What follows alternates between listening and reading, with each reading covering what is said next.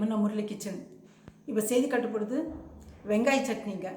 வெங்காயம் தக்காளி போட்டு சட்னி செய்கிறதுக்கு எப்படி செய்யணும்னு சொல்லிட்டு செஞ்சு காட்டுறேன். நான் வச்சிடலாங்க.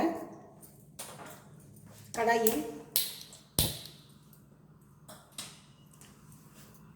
நல்லெண்ணெய் ஊற்றலாம்.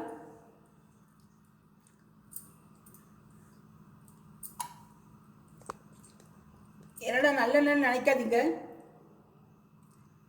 நீங்கள் ஒரு 1.5 ஸ்பூன் 2 ஸ்பூன் ஊற்றினா போதும். நல்லெண்ணெய் இது எண்ணெய் காய்கிற வரைக்கும் வெயிட் பண்ணலங்க. இப்போ எண்ணெய் காஞ்சி போச்சுங்க. கடலைப்பருப்பு போடலாங்க.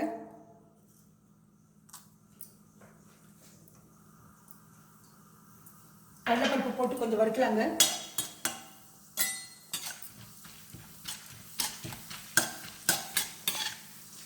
எண்ணெயிலே இந்த கடலைப்பருப்பு வறுத்துடலாங்க.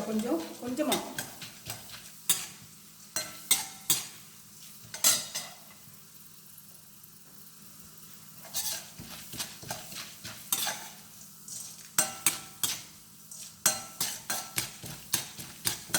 இது கொஞ்சம் சுருக்குன்னு செய்யணுங்க.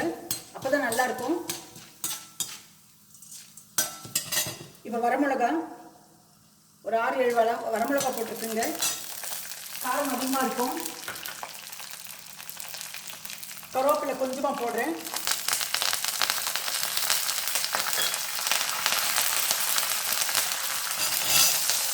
சின்ன வெங்காயம் போடுறேன்.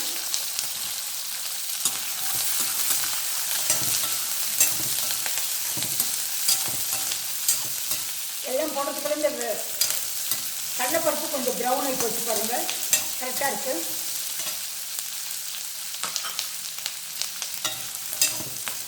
இது கொஞ்சம் வறுத்துடணும். எண்ணெயிலே வறுத்துடணும்.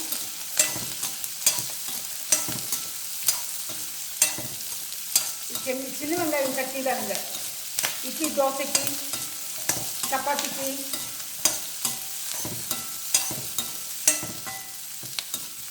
குழு பணியாரத்துக்கு ஆப்பத்து கூட நல்லா இருக்குங்க. இது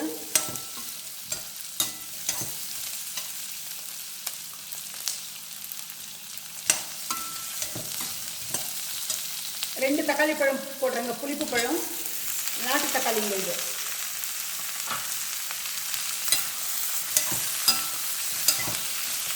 இது போடுறதுனால புளி போடுறதில்லை.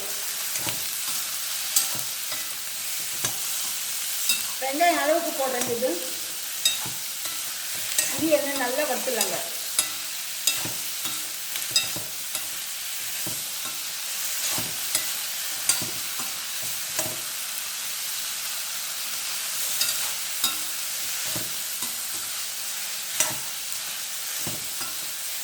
ஆப்பிள் தக்காளி இருந்தாக்கா கொஞ்சம் புளி போடணுங்க. இந்த மாதிரி நல்லா வறுத்துலாங்க.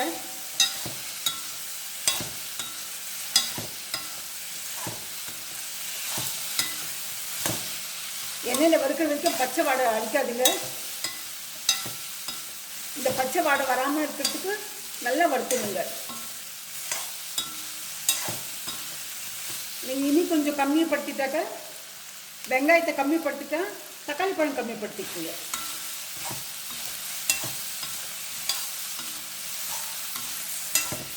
நீங்கள் எத்தனை மெம்பர்ஸ் இருக்காங்க, எப்படி சாப்பிடுவாங்கன்னு அது பிரகாரம் செய்யுங்க. அதுக்கு ஓகேங்களா. இது நல்லா வறுத்துடலாங்க. நல்லெண்ணெயிலே வறுத்துடலாம். சட்னி நல்லெண்ணெயில் செய்கிறது தான் நல்லா இருக்குங்க. நல்லெண்ணெய் ஊற்றி சாப்பிட்லாம். இந்த வெங்காயம் தக்காளி பழத்தில் நல்லா வேகுங்க எண்ணெயிலே.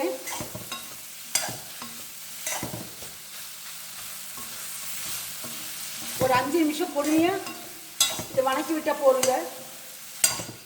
இந்த மாதிரி நல்லா வதக்கி விட்டுணுங்க. எண்ணெயில் வதக்கிட்டா நல்லாயிருக்கும். சட்னி நல்லா இருக்குங்க. டேஸ்ட்டாக இருக்கும். தக்காளி நல்லா இன்னும் வதக்கணுங்க. கொஞ்சம் வெங்காய சட்னி விதவிதமாக செய்யலாங்க. சின்ன வெங்காயத்தில், பெரிய வெங்காயத்தில். நான் இனி ஒரு நாள் பெரிய வெங்காயத்தில் செஞ்சு காட்டுறேங்க. நான் இப்போ சின்ன வெங்காயம் மருத்துவ குணம் இருக்கிறதுனால சின்ன வெங்காயத்தை காட்டுறேன். நான் ஒவ்வொரு இடத்துல சின்ன வெங்காயம் கிடைக்காதுங்க, பெரிய வெங்காயம் தான் கிடைக்கும். கொத்தமல்லி தழை போடலாங்க, சும்மா கொஞ்சமாக போட்டுட்டு. கொத்தமல்லி தழை ரொம்ப வதக்க வேண்டாங்க, அதுக்குள்ள இருக்க மனமெல்லாம் போயிடும். ரொம்ப வறுத்தா ரொம்ப மனம் போயிடும். இப்போ ஸ்டவ் ஆஃப் பண்ணிடலாங்க. புதினா தழை கொஞ்சம் போடலாங்க.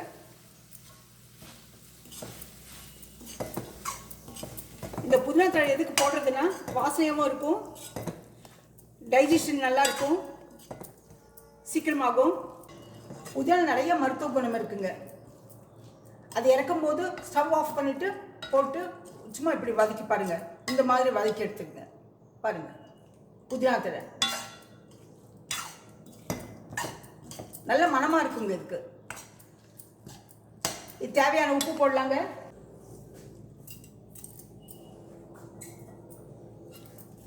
அப்படியே ஆற விட்டுடலாங்க. இது ஆறின பிறகு மிக்சியில் போட்டு உங்களுக்கு சட்னி காட்டுறேன். நான் நல்லா ஆட்டுங்க. இது மிக்சியில் போட்டாச்சுங்க. சட்னி நல்லா ஆறின பிறகு மிக்சியில் போட்டிருக்கேன். நல்லா நைஸாக அடிச்சிட்டேங்க. அடித்து வச்சுருக்கேன். உப்பு தேவையான உப்பு முன்னாடி தான் போட்டிருக்கேன் நான். இதில் பாருங்கள், நல்லெண்ணெய் ஊற்றுறேன். ஏன்னா சுருக்குன்னு போட்டிருக்கேன். சட்னி வந்து அந்த வரமிளகா வந்து நல்ல காரங்க, அதனால காரம் அதிகமாக இருக்கும். இது அப்படியே போட்டுட்டு இது இட்லி, தோசை, சப்பாத்தி, பணியாரம், ஆப்பம் எல்லாத்துக்கும் சாப்பிட்லாங்க. இதுக்கு எதுக்கு புதினா கடைசியில் போடுறதுனாக்க, இது இயற்கையாக வந்து புதினா டைஜஷனுக்கு ரொம்ப நல்லதுங்க, செரிமானத்துக்கு நல்லதுன்னு சொல்கிறாங்க. வயிற்று வலி குறையும். வயிறு வலி இருந்தாக்க அதுவும் குறைஞ்சி போகும். வாய் துர்நாற்றம் இருக்காதுங்க இந்த புதினா சாப்பிட்றதுனால. இதில் நிறைய மருந்தெல்லாம் செய்கிறாங்க, அலர்ஜி வராது. இதனால தான் ஸ்டீமில் போட்டு நம்ம அந்த தண்ணியில் போட்டு துளசி, புதினா, ஆடதோட இல்லைனாக்கா பரவாயில்ல, மஞ்சள் தூள் போட்டு நம்ம ஆவி பிடிக்கிறோம் சளி இருமல் இருக்கும்போது. சளி இருமல் எதுக்கு வருதுங்க? அது வந்து தொற்று ஏதாவது இருந்தால் தான் வரும். அந்த தொற்றெல்லாம் போகிறதுக்கு இதை வந்து ஆவி பிடிக்கிறோம். நம்ம ஆவி பிடிச்சாக்க நல்ல ரிலாக்ஸேஷன் கொடுக்கும், சளி இருமல் எல்லாம் போயிடும். அதுக்கு தான் இந்த புதினா போடுறதுங்க. இந்த சட்னி பிடிச்சிருந்தா, இந்த ரெசிபி பிடிச்சிருந்தா லைக் பண்ணுங்கள், ஷேர் பண்ணுங்கள், சப்ஸ்கிரைப் பண்ணுங்கள். அடுத்த ரெசிபியில் கட்டாயம் பார்க்கலாம்.